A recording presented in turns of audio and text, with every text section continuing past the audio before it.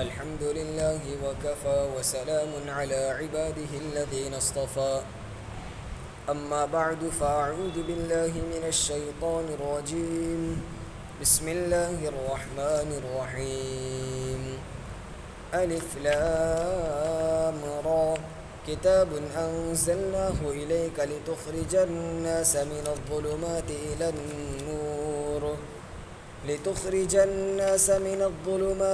النور بإذن ربهم إلى صراط العزيز الحميد صدق الله العظيم۔ یہ قرآن کریم کی سورہ ابراہیم ہے۔ یہ سورت مکی ہے، یعنی نبی کریم صلی اللہ علیہ وسلم کے مکہ سے مدینہ کی طرف ہجرت کر جانے سے پہلے نازل ہوئی۔ ہجرت سے پہلے مکی دور میں یہ سورت نازل ہوئی۔ قرآن کریم کی موجودہ ترتیب کے اعتبار سے یہ سورت 14ویں نمبر پر ہے، اور نزول کی ترتیب کے اعتبار سے 72ویں نمبر پر ہے۔ اس سورت میں 7 رکوع اور 52 آیتیں ہیں۔ سورت کی ابتدا ہو رہی ہے الف لام را۔ اس کو حروف مقطعات کہا جاتا ہے۔ حروف مقطعات وہ ہے جن کا حقیقی معنی ہم کسی کو نہیں معلوم، اس کا حقیقی معنی صرف اللہ ہی جانتا ہے۔ الف لام میم، الف لام را، کاف ہا یا عین صاد، یہ سب حروف مقطعات ہیں۔ ان کا صحیح معنی اللہ تعالیٰ کی ذات کو ہی معلوم ہے۔ اس لیے ہم سب کو ایمان یہ رکھنا ہے کہ اللہ نے یہ جو حروف اتارے وہ حق ہے، اور اس کا جو معنی اللہ کے نزدیک ہے وہ ہم سچ مانتے ہیں۔ یہ ہمارا ایمان۔ معنی کیا ہے وہ ہمیں نہیں معلوم، لیکن اس کا جو بھی معنی ہو اللہ کے نزدیک وہ معنی صحیح ہے، ہم اس پر ایمان رکھتے ہیں۔ آگے ہیں کتاب انزلناہ الیک لتخرج الناس من الظلمات الی النور۔ یہ ایک کتاب ہے جس کو ہم نے آپ کی طرف اتارا۔ اللہ تبارک و تعالیٰ اپنے محبوب محمد الرسول اللہ صلی اللہ علیہ وسلم کو مخاطب کر کے فرماتے ہیں۔ کیا فرماتے ہیں؟ کتاب، یہ کتاب ہے۔ کیسی کتاب ہے؟ انزلناہ، جس کتاب کو ہم نے اتارا ہے۔ کس کی طرف اتارا ہے؟ الیک، آپ کی طرف۔ اس ایک ٹکڑے میں کتاب انزلناہ الیک، اتنے جملے میں اللہ تبارک و تعالیٰ نے قرآن کی عظمت کو بھی بیان کیا ہے، اور اپنے محبوب صلی اللہ علیہ وسلم کی بھی عظمت کو بیان کیا ہے۔ کیسے؟ اللہ فرماتے یہ کتاب کوئی معمولی نہیں، عام مخلوق کی نہیں، کسی انسان کی نہیں، بلکہ اس کتاب کو خود ہم نے نازل کیا ہے۔ جس چیز کی نسبت اللہ کی طرف ہو جائے اس چیز کی عظمت بڑھ جاتی ہے۔ کوئی بھی چیز ہو، جس شخص اور جس ذات کی طرف اس کی نسبت ہوگی ویسی اس کی اہمیت ہوگی۔ بھئی کوئی علاقے کا سردار ہے، سماج کا پٹیل ہے، اس کی بات میں اور عام لوگوں کی بات کا وزن الگ ہوگا۔ عام آدمی کہے گا اس کی طرف کوئی توجہ نہیں دے گا، لیکن کوئی بڑا آدمی کوئی بات کہے گا تو لوگ اس کی طرف توجہ دیں گے، اس کو اہمیت دیں گے۔ کیوں؟ بھئی بات اگرچہ ایک ہی ہے، لیکن کہنے والے کی وجہ سے بات کی نسبت جس شخص کی طرف ہو گئی اس کی وجہ سے اس کے کلام اور بات کی اہمیت بڑھ گئی۔ قرآن کریم کی نسبت اللہ کی طرف ہو گئی تو قرآن کی عظمت بڑھ گئی۔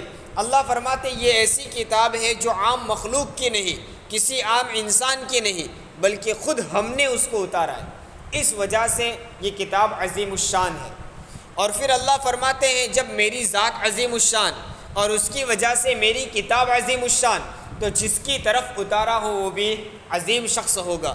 اس لیے فرمایا ایک کتاب ہم نے اتاری اور آپ کی طرف اتاری، الیک۔ اس کتاب کے اتارنے کی نسبت آپ کی طرف کر کے، یعنی قرآن کو اللہ کے رسول کی طرف اتار کر رسول کی بھی عظمت کو بڑھا دیا گیا۔ تو کتاب انزلناہ الیک، یہ کتاب ہم نے آپ کی طرف اتاری ہے۔ کیوں اتاری ہے؟ تاکہ آپ لوگوں کو اندھیروں سے روشنی کی طرف نکالیں۔ یہ کتاب کے اتارنے کا مقصد کیا ہے؟ اللہ فرماتے قرآن کریم کو ہم نے اے محبوب آپ پر اتارا اس وجہ سے تاکہ تم لوگوں کو اندھیروں سے نکال کر روشنی کی طرف لے آؤ۔ اندھیروں سے کیا مراد ہے؟ کفر کا اندھیرا، شرک کا اندھیرا، بدعمالیوں کا، اللہ کی ناراضگی کا، معصیتوں اور گناہوں کے اندھیروں سے نکال کر اللہ کے پر ایمان رکھنے اور حق بات کے نور پر آپ لے آؤ۔ گویا قرآن کے نازل کرنے کا مقصد یہ ہے کہ ہر قسم کی بدعمالیوں سے، ہر قسم کی نافرمانیوں سے انسانوں کو نکال کر اللہ کی فرما برداری اور سچی باتوں تک لے آنا۔ قرآن کریم کے نازل کرنے کا یہ مقصد بیان کیا۔ جب یہ مقصد بیان کیا تو اللہ نے کہا لِتُخْرِجَ النَّاسَ، تاکہ تم نکالو لوگوں کو۔ الناس کا لفظ بولا جاتا ہے تمام انسانوں کے لیے، عام انسانوں کے لیے۔ اللہ نے یوں نہیں کہا کہ قرآن مسلمانوں کو گناہوں سے بچانے کے لیے ہے، کوئی خاص قبیلے کا نام نہیں لیا، کوئی خاص قوم کا نام نہیں لیا، یوں بھی نہیں کہا کہ ہم نے آپ پر قرآن اتارا تاکہ مکہ کے لوگوں کو ہم ہدایت دیں، آپ کے خاندان قریش کو اور بنو ہاشم کو صحیح راستے پر لانے کے لیے ہم نے قرآن اتارا، بلکہ فرمایا لِتُخْرِجَ النَّاسَ، تمام انسانوں کے لیے۔ اس میں قرآن نازل ہونے کے وقت جتنے انسان موجود تھے وہ بھی، اور قیامت تک آنے والے سارے انسان شامل ہیں۔ گویا کہ مطلب یہ ہوا کہ قرآن کسی خاص قبیلے، کسی خاص خاندان یا کسی خاص علاقے کے لوگوں کے لیے ہدایت نہیں، بلکہ ہر انسان کے لیے ہدایت کا راستہ ہے، اللہ پر ایمان لانے والوں کے لیے بھی، اور جو لوگ اللہ پر ایمان نہیں لائے ہیں ان کو بھی قرآن صحیح راستہ بتاتا ہے کہ اس راستے پر آ جاؤ، کامیاب ہو جاؤ گے۔ اس لیے فرمایا لِتُخْرِجَ النَّاسَ، تاکہ تم تمام لوگوں کو نکال لو۔ کہاں سے نکالو؟ ظلمات، اندھیریوں سے، اور کس کی طرف لاؤ؟ روشنی کی طرف، نور کی طرف۔ غور کرنے کی چیز ہے، جب ظلمات، اندھیریاں کا لفظ اللہ نے بولا، اللہ نے اس لفظ کو اتارا تو اس ظلمات کو جمع یعنی بہووچن میں بولا، اندھیریوں سے، بدعمالیوں کے اندھیریوں سے، یہ نہیں کہا اندھیرے سے، ایک اندھیرا نہیں، بہت سارے اندھیروں سے نکالو، اور نکال کر کہاں لانا ہے؟ نور کی طرف۔ وہ واحد یعنی ایک وچن کہا، ایک نور کی طرف۔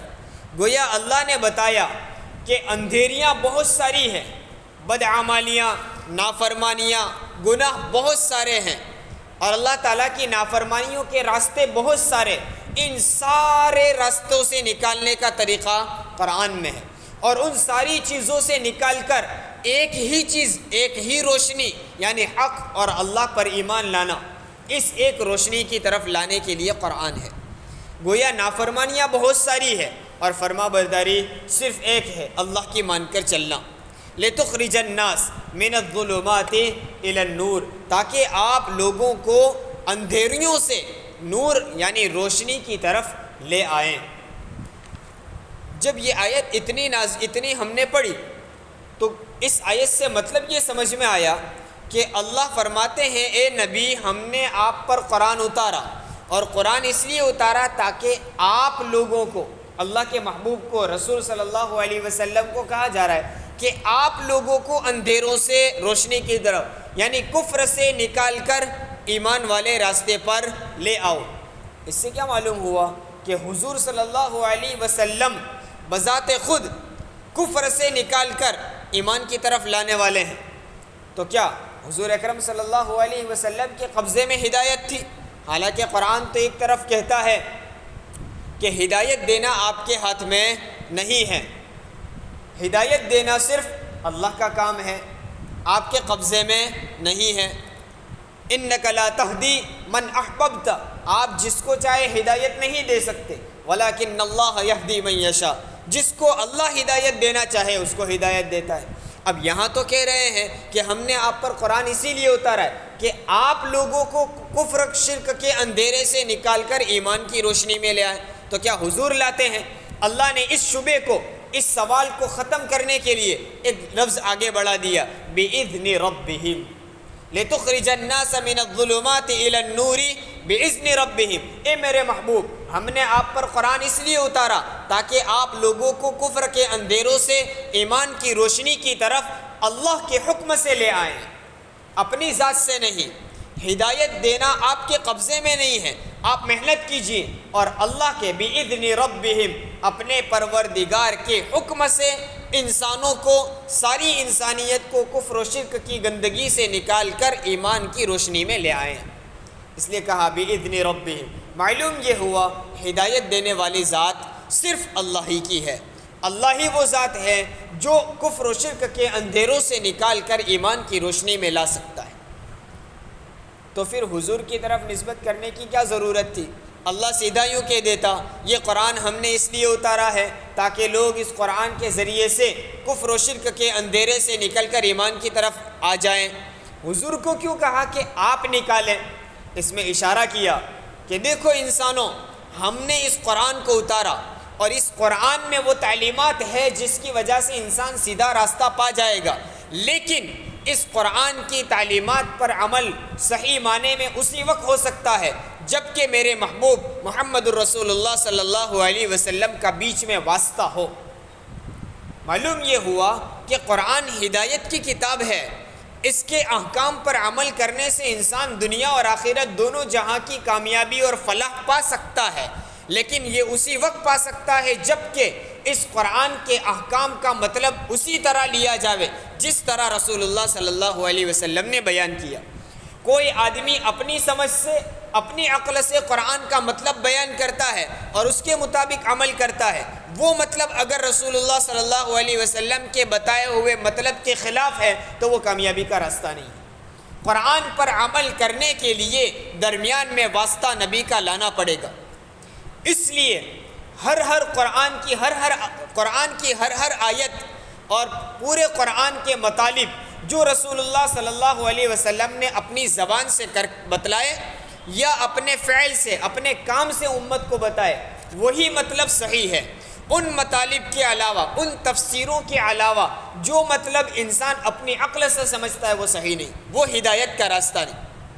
اس لیے اللہ نے کہا قرآن تو ہم نے اتارا، لیکن قرآن سیدھے قرآن سے کوئی ہدایت پر نہیں آ جائے گا، اس لیے ہم نے آپ پر قرآن اتارا تاکہ آپ لوگوں کو کفر سے اور بدعمالیوں سے، نافرمانیوں سے، گناہوں سے، اللہ کی نافرمانی سے نکال کر ایک اللہ کی عبادت اور ایمان کی روشنی کی طرف لے آئیں۔ اس لیے بیچ میں اللہ کے رسول کا واسطہ لانا پڑے گا۔ اچھا جی، قرآن نے ہدایت، یہ اللہ نے بتا دیا کہ قرآن کو ہم نے اس لیے اتارا ہے تاکہ آپ ایمان کی روشنی کی طرف، اللہ کی رضا اور اللہ کی رضا کے مطابق زندگی آپ گزار سکیں، لیکن اس سے، قرآن کے ذریعے سے اللہ کی رضا کیسے حاصل کی جائے، اس کا طریقہ کیا ہو؟ تو ظاہر سی بات ہے، قرآن میں احکام، اخلاق سب سکھا دیے ہیں۔ اب اس قرآن کو پڑھ کر ان اخلاق، ان اعمال، ان احکام کو سمجھ کر اپنی زندگی میں اتارنا۔ بھئی کسی بھی انسان کو آپ کوئی خط لکھ کر دے دے کہ بھئی اس کے مطابق آپ کو کام کرنا ہے، تو کیا مطلب ہوگا؟ اس میں جو لکھا ہے ایسا کرنا ہے۔ قرآن کے ذریعے سے آپ کو ہدایت مل سکتی ہے، یعنی قرآن میں جو باتیں لکھی ہیں ان پر عمل کرنے سے آپ راہ راست پر آ جائیں گے۔ ہر چیز کا یہی مطلب ہوتا ہے، اس کا بھی یہ مطلب ہے، لیکن قرآن واحد ایک ایسی کتاب ہے کہ اس کے احکام پر عمل کرنے سے ہدایت تو ملتی ہی ہے، لیکن اگر کوئی آدمی نہ سمجھتا ہو، اس کے مطلب کو سمجھ نہ سکتا ہو، اس کے مفہوم اور تفسیر کا علم نہ رکھتا ہو، صرف اس کو دیکھ کر بغیر سمجھے پڑھتا رہے، تو بھی وہ اللہ کی رضا کی طرف لانے میں مدد کرتا ہے۔ یہ صرف قرآن کی خصوصیت ہے۔ دیکھیے، کسی دوسری چیز کو، کوئی بھی لیکچر، کوئی بھی لیٹر کو یا کوئی بھی کتاب کو ہم پڑھیں تو اس سے فائدہ کب ہوگا؟ جب اس کو ہم سمجھے بھی، اس کو سمجھتے ہوں گے تو ہمیں پتہ چلے گا اس میں یہ کہا، یہ کرنا ہے، یہ نہیں کرنا ہے۔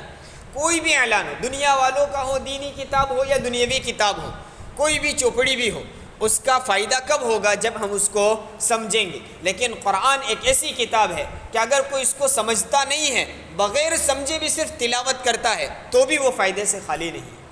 یہ قرآن کی خصوصیت ہے۔ اس لیے آپ نے دیکھا ہوگا قرآن کریم کو صرف بغیر سمجھے اس کا پڑھنا بھی، تلاوت کرنا بھی ایسی چیز ہے جو بہت سارے گناہوں سے بچا دیتا ہے۔ جب آدمی قرآن کی تلاوت کا اہتمام کرتا ہے اور روزانہ اس کی قرآن کی تلاوت کرتا ہے تو اس کو معلوم نہیں ہوتا کہ اس آیت میں اللہ نے کیا حکم دیا ہے، کون سی چیز سے منع کیا ہے اور کون سی چیز کے کرنے کا حکم دیا ہے، اس کو کچھ نہیں معلوم، لیکن قرآن کی برکت سے وہ گناہوں سے دور ہو جاتا ہے، اس کی زندگی نیک اعمال والی زندگی بنتی ہے، یہ قرآن کی وجہ۔ اب نیک اعمال کے جذبات بھی ہوتے ہیں، قرآن کی تلاوت کرے گا تو اللہ سے دعا کرنے کا جذبہ بھی ہوگا، قرآن کی تلاوت کرے گا نماز کے جذبات بھی ہوں گے، نیک اعمال کے جذبات دل میں پیدا ہوتے ہیں، یہ قرآن کی برکت ہے۔ اس لیے قرآن کا بغیر سمجھے پڑھنا بھی فائدے سے خالی نہیں، لہٰذا قرآن کریم کی تلاوت کا اہتمام کرنا چاہیے، اللہ تعالی ہمیں اس کی توفیق بھی عطا فرمائے۔ اسی وجہ سے اللہ تبارک و تعالیٰ نے اپنے رسول صلی اللہ علیہ وسلم کی بعثت کے مقاصد، یعنی آپ کو رسول کیوں بنایا، اس کے کیا کیا مقاصد تھے، ان مقاصد کو بیان کیا تو فرمایا یتلو علیہم آیاتہ ویزکیہم ویعلمہم الکتاب والحکمہ، 3 مقصد بیان کیے۔ ہم نے رسول کو بھیجا کیوں؟ تاکہ یتلو علیہم آیاتہ، تاکہ وہ لوگوں کے سامنے ہم اس قرآن کی آیتوں کو پڑھ کر سنائیں، تلاوت کرے، یتلو علیہم آیاتہ ویزکیہم، لوگوں کے دلوں کی اصلاح کرے، اور ویعلمہم الکتاب والحکمہ، لوگوں کو کتاب اور حکمت کی، یعنی قرآن کی اور حکمت کی تعلیم دے۔ یہ 3 مقصد، ان میں پہلا مقصد کیا بیان کیا؟ یتلو علیہم آیاتہ، ہم نے رسول کو اس لیے بھیجا تاکہ وہ لوگوں کے سامنے ہماری آیتوں کی تلاوت کرے۔ معلوم یہ ہوا تلاوت کرنا بھی فائدہ رکھتا ہے، بغیر سمجھے پڑھنا بھی فائدہ رکھتا ہے، اس لیے فرمایا یتلو علیہم آیاتہ۔ الغرض، اسی آیت سے ہمیں ایک سبق یہ بھی ملا کہ قرآن کریم کی تلاوت کا اہتمام بھی کرنا چاہیے۔ اتنی آیت کا مطلب ہے کتاب انزلناہ الیک لتخرج الناس، یہ کتاب ہے جو ہم نے آپ پر اتاری، لتخرج الناس من الظلمات الی النور، تاکہ آپ، اے میرے محبوب، آپ لوگوں کو اللہ کی نافرمانیوں اور بدعمالیوں کے اندھیروں سے نکال کر الی النور، روشنی کی طرف لے آئیں، بإذن ربہم، اپنے پروردگار کے حکم سے، اپنے پروردگار کے حکم سے لے آئیں۔ یہاں اللہ تعالیٰ یوں بھی کہہ سکتا تھا بإذن اللہ، اپنے اللہ کے حکم سے، لیکن اللہ کے بجائے رب کا لفظ لیا ہے۔ رب کس کو کہتے ہیں؟ جو انسان کو آہستہ آہستہ کمال تک پہنچائے، تربیت کرے۔ تربیت میں کیا ہوتا ہے؟ ایک ہی دن میں آدمی کوئی ولی نہیں بن جاتا۔ تربیت میں کیا کرتا ہے؟ آہستہ آہستہ اس کو سیدھے راستے پر لایا جاتا ہے، آہستہ آہستہ سکھایا جاتا ہے۔ اللہ تبارک و تعالیٰ بھی اسٹیپ بائی اسٹیپ اپنے بندوں کی تربیت کرتا ہے۔ اللہ یوں فرماتا ہے کہ آپ میری نافرمانیوں سے نکل کر روشنی کی طرف آؤ نا، تو اس میں بھی میری ربوبیت، میرے تربیت کا کمال ہوگا۔ آپ اپنے کمال سے نیک گناہوں سے بچ کر نیک اعمال کی طرف نہیں آ سکتے۔ کوئی آدمی گناہوں سے بچ گیا اور نیک راستے پر آ بھی گیا تو شیطان کا ایک حربہ یہ ہوتا ہے کہ دیکھ اب تو بہت نیک ہو گیا ہے، تیرا کمال ہے، تو اب تک نافرمانیوں میں زندگی گزارتا تھا، تیری کیا خوبی ہے کہ تو نے سارے گناہ کو چھوڑ دیا۔ اللہ تعالیٰ یاد دلانا چاہتے ہیں کہ گناہوں کا چھوڑنا اور نیک راستے پر آنا یہ تیرا کمال نہیں، میری شان ربوبیت کا، میری تربیت کرنے کا کمال ہے کہ میں تجھے گناہوں سے نکال کر سیدھے راستے پر لے آتا ہوں۔ اللہ تعالیٰ زندگی بھر ہمیں صراط مستقیم پر چلنے کی توفیق عطا فرمائے۔ آمین۔